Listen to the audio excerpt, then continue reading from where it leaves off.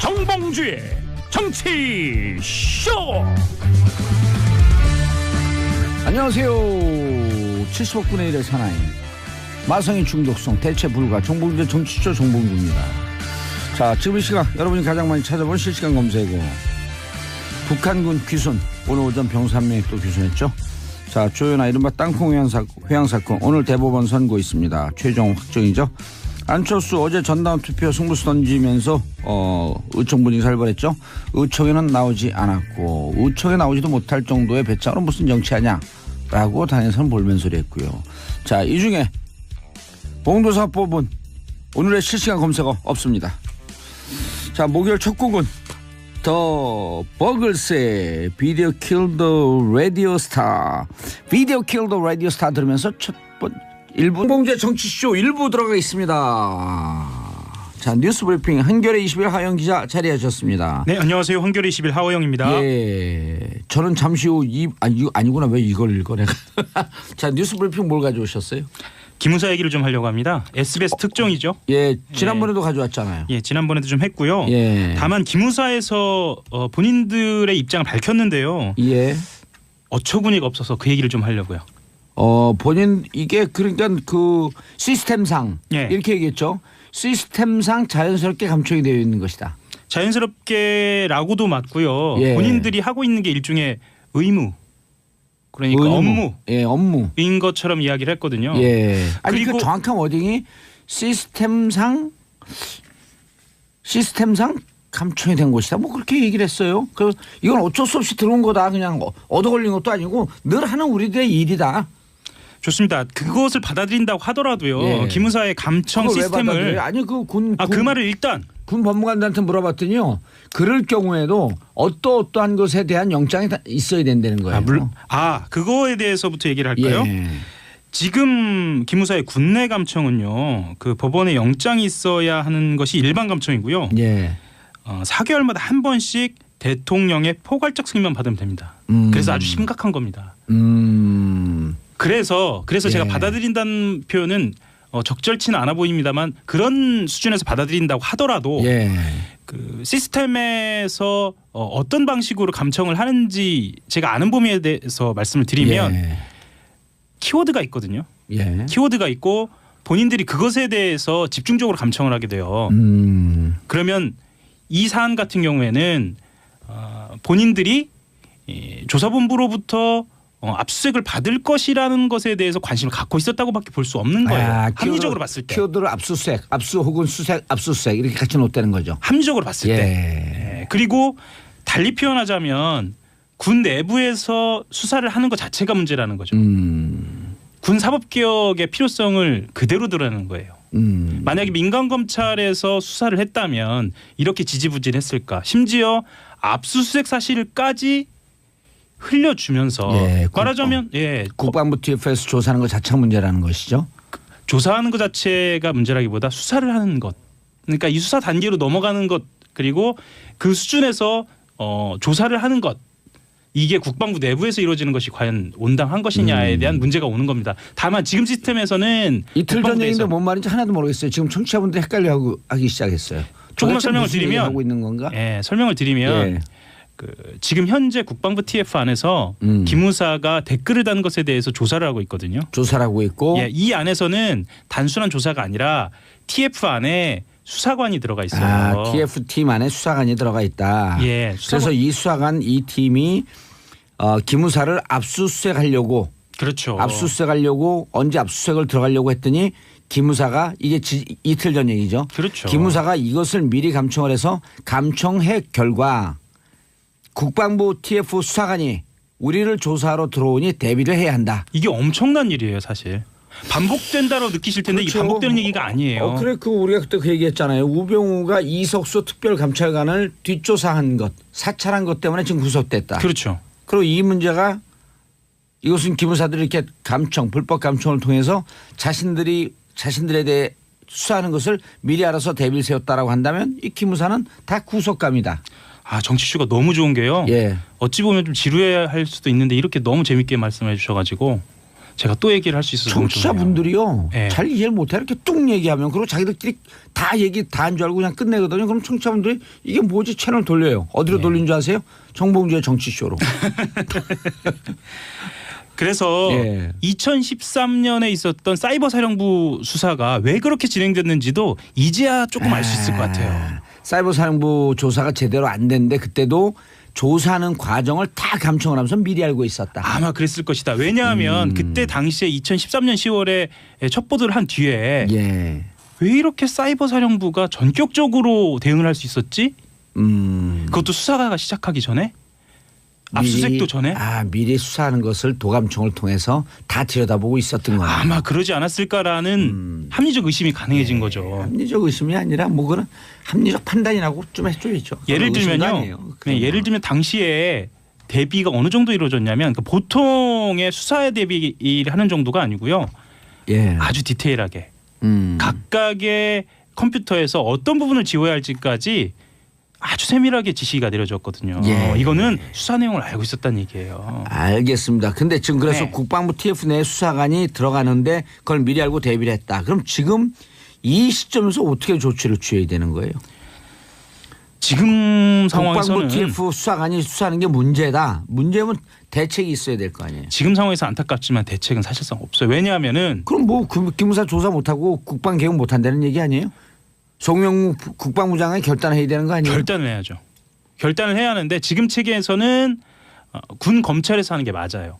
그게 군 법상 검찰에서. 그렇습니다. 예. 예. 그런데 송영무 국방부 장관은 지난번 김관진 구속적 부심으로 석방됐을 때 김동신 전 인천지방법원 부장판사가 이게 뭐 이런 그 도구 같은 경우가 다 있냐?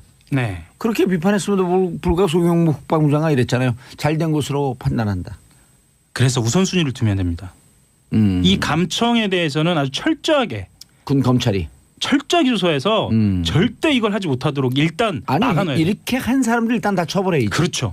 이게 순서입니다. 그 다음에 감청한 사람들, 불법 감청한 사람들, 그래서 자신들에게 압수수색이 들어온 것을 알고 대비한 사람들 도대체 누가 지시했는지 앞으로는 절대 못하게. 네, 앞으로 절대부터 책임자가 누군지 누가 지시했는지 네. 누가 액션 플랜에 가담을 했는지. 이게 나중에라도 불법적인 무언가를 한 다음에 본인들이 그것을 덮으려고 할 때 일종의 계기가 될 수 있어요. 그래서 네. 굉장히 중요한 뉴스고 이것은 끝까지 지켜봐야 합니다. 어떻게 처리될지요. SBS가 계속 단독으로 한 게 이게 훌륭하게 잘했네요. 그렇죠. 우리가 있는 곳이 지금 예. 어디예요? SBS 정치쇼입니다. SBS 정치쇼 잘하고 있습니다. 짝짝짝.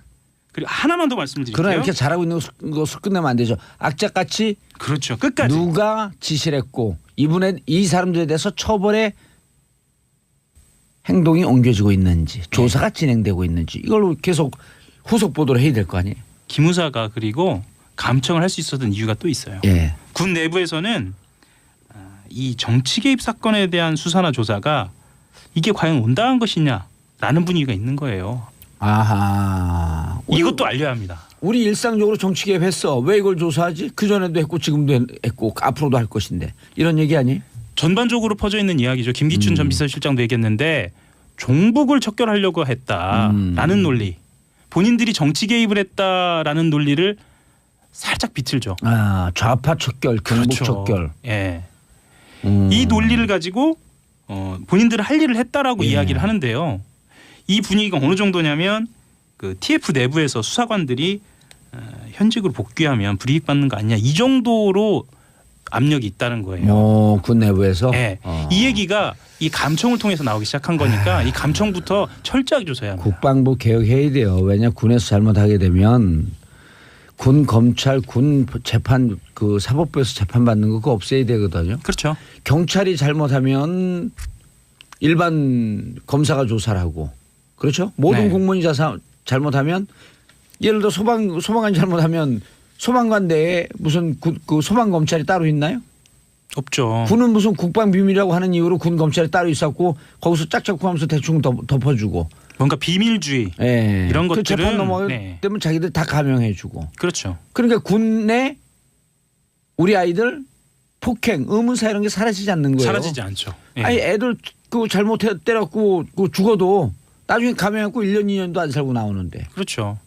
군대에 자녀를 보낸 부모님들까지 포함하면 이 문제는 다 연결되어 있는 문제예요. 이런 거 군대에서 잘못하면 군 검찰이 수사하고 군 재판부에서 사법부에서 재판을 받기 때문에 그 군 폭행 사건이 끊이질 않는 거예요. 자기들끼리 덮어버리거든. 그러니까 이 도감청이 여기서 끝나는 게 아니고 우리 아이들 군대 간 것에 폭행 사망 사건, 불안전한 까지. 군. 네. 이 문제까지 다 연결이 되는 다 거예요. 연결이 되는 거예요. 그래서 이것은 끝까지 지켜봐야 할 것 같습니다. 60만 장병의 안전을 보호하고 정말 안전한 군대 만들기 위해서 이 도감청 잡아야 되는 거예요. 예. 예. 다스 얘기도 좀 해볼까요? 다스가 한다스예요. 네. 고발이 2주째 들어갔는데 네. 검찰이 기초조사도 안 됐다는 왜 얘기가 또 나옵니다. 이러십니까? 윤석열 중앙지검장님. 왜 이러세요 도대체. 그러니까 고발인 조사도 안 했다라는 거는 일단은 수사 의지 이야기를 안 할 수가 없는데요. 그 민주사회를 위한 변호사 모임 민변하고 참여연대가 고발을 했습니다. 그런데 아직 고발인 조사를 받지 못했다라면서 오늘입니다. 예. 고발을 한 분들이 수사를 촉구하는 의견서를 검찰에 낼 계획입니다.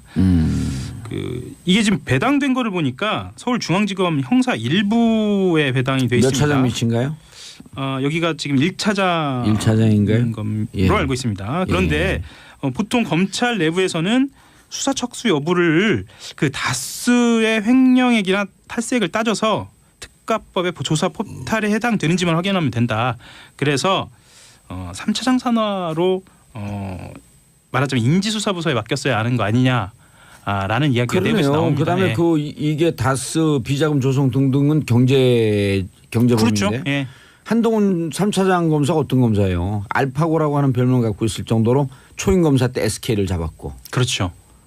특히나 법조계 쪽에서는 잘 알고 계시죠. 그렇죠. 특정 경제 가중처벌, 예. 경제사범에 대해서는 네. 선수 중에 선수. 이른바 저승사자라고도 불리기도 하고. 그렇죠. 근데 알파고라는 제목이 더 좋죠. 그런가요? 예. 예. 한동훈 차장 검사가 사석에서 그랬다 그러더라고요. 정봉주 의원이 날 어떻게 그렇게 잘 알지? 뭘 하고 있는지 다 들여다보고 있으니까요. 그렇죠. 이거 3차장 검사한테 갔어야 되는 건데. 그렇죠. 그래서 내부에서는 윤석열 서울중앙지검장이 BBK 특검 당시 파견검사였고 예. 그렇게 의심하면 안 돼요. 그런 근데. 이야기도 나옵니다. 예. 어쨌든 근데 파이팅을 해줘야죠. BBK 특수수사팀에 있었던 15명 중에 2명만 빼놓고 13명이 다 요직에 있다. 이런 게 작용할 수 있겠죠. 윤석열 중앙지검장님 1차장에 배속되어 있으면 3차장으로 재배치하십시오. 이런 전문적인 이야기도 하게 되네요. 그게 정답입니다. 네. 그러니까 한동훈 차장검사 화이팅. 파이팅. 예. 네. 검찰은 끝까지 무는 겁니다. 다음 얘기는 신생아 얘기를 좀 해봐야 할 것 같아요. 예. 예. 감염균은 슈퍼 박테리아급. 예. 예. 이런 내성균이 발견된 경우가 4에서 5%밖에 안 된다고 합니다. 그래서 전문가들 같은 경우에는 병원 감염이나 의료과실 쪽에 무게를 싣고 있는데요. 지난 시간에 말씀드렸지만 시트로박터 푸른디균으로 확정이 됐고요. 외부 조사팀이 이 정밀 진단을 해보니까 내성이 아주 강한 말씀드렸던 그 항생제 내성강 어느 네, 항생제도 또 잡을 수 없는. 그렇죠. 예. 그래서 이대 목동병원을 한번 들여다보니까 의료과실이나 이 위생이 문제된 게 처음이 아니더라고요. 그렇죠. 수액에 날벌레가 있는데 처벌하지 않았고. 기억나실지 모르겠는데 엑스레이 필름이 좌우 반전된 사고도 있었어요. 그렇죠. 예. 그래서 그게 결핵 사건이었죠. 결핵 사건은 그 다음입니다. 그랬나요? 결핵 사건 많았어요. 네. 간호사 결핵. 간호사 결핵입니다. 예. 엑스레이 좌우 바뀐 건 뭐였었죠? 2013년에 있었던 일인데요. 예. 코 엑스레이 필름이에요. 비염이었었나요 그게? 예. 그래서 이제 120명 정도가 한쪽 코에 문제가 있어서 갔는데 그러니까 반전된 거예요. 예. 반전됐으니까 염증이 없는 코를 치료를 받았겠죠. 동영상 설정해 놓은 겁니까 좌우가 바뀌게? 그래서 이제 목동병원 당시에 목동병원 그 해명이 더 어이가 없는데 염증 치료에 그쳤으니까 뭐 큰 피해는 없었다라고 얘기하고 말았어요. 그때 바로 잡았어야 합니다. 그래서 전문가들 같은 경우에는 아까 말씀하셨던 것처럼 그 지난해 7월에 있었던 신생아실 간호사 결핵 감염 사건 그리고 그 전에 그 엑스레이 반전 사건을 포함해서 그때 바로 잡았으면 이런 대형 사건이 안 나지 않았을까라는 뭐 뒤늦은 안타까움 그렇게 얘기하고 있죠. 의료사고 안전사고가 많이 발생하는데 그래서 제가 이제 어제 그 행정부에 있는 전문가한테 이제 카톡으로 문의를 했더니 이렇게 얘기하더라고요. 매뉴얼은 있는데 매뉴얼대로 실행하지 않았다. 특히 목동병원이 심했던 것 같다. 매뉴얼 안전- 얘기하니까. 그렇죠. 안전사고는 불가피하게 예. 일어날 수밖에 없지만 그 안전사고를 최소화하는 것이 현장 병원 의사 간호사들의 몫이다. 또 매뉴얼 얘기가 나오면 또 마음이 아프네요. 예. 네. 왜요? 사후 조치 같은 경우에는 이게 그것 또한 당국이 꼼꼼하게 따져놓지 않으면 예. 또 세월호 얘기 안 할 수가 없는데 그 안전 매뉴얼 같은 경우에는 어쨌거나 좀 따져놔야 할 것 같습니다. 그럼요. 예. 이번에 목동병원 같은 경우는 최악의 경우 소아과 산부인과 병원을 폐쇄하는 수준까지 조처를 할 각오로 밀어붙여야 할 것 같습니다. 그 어제 병원 유가족 면담도 예. 병원 태도가 문제가 있어서 예. 파행이 됐거든요. 예. 아직도 뭘 잘못한지 모르는 것 같아요. 네. 잘못은 할 수 있지만 잘못한 걸 알고 고치려고 노력해야죠. 자, 하영 기자님 인사하시고요. 한겨레 21 하영이었습니다. 감사합니다. 예, 저는 2부 아빠들의 왕수다로 돌아